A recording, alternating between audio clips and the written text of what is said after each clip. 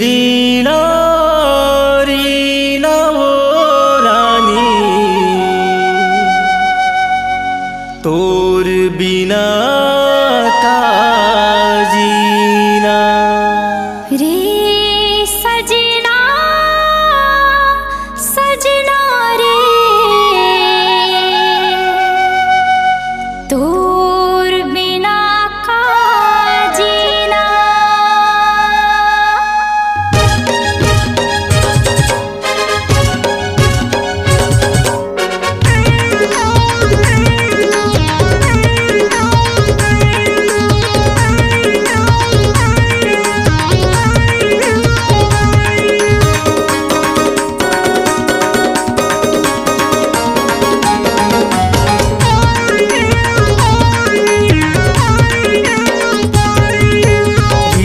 रीना रीना ओ रानी तोर बिना का जीना रीना रीना ओ रानी तोर बिना का जीना। और रूप माँ भुला गयो और माया माँ मोहा गयो और रूप माँ भुला गयो और माया माँ मोहा गयो। अब जीना जीना भी का तोर बिना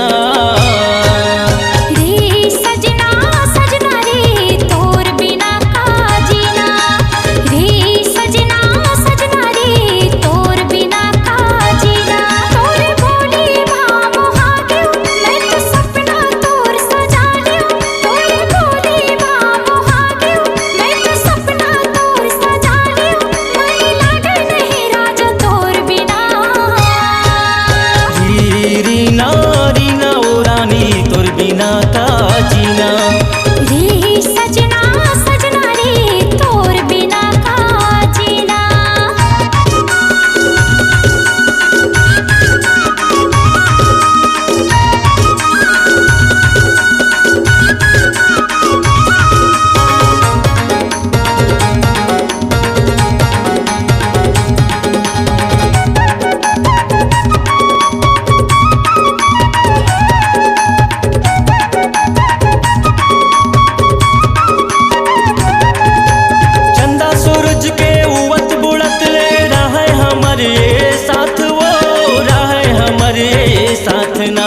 तोरे नाम की बिंदिया माँ सजे रहे मोर माथी रे सजे रहे मोर माँ।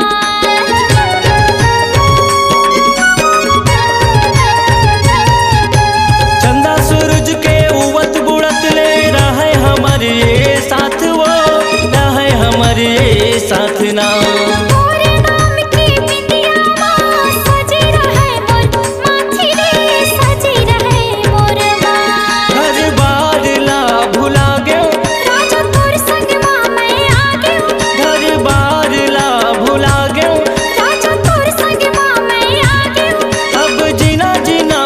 तोर बिना रे सजना सजना रे तोर बिना का जीना।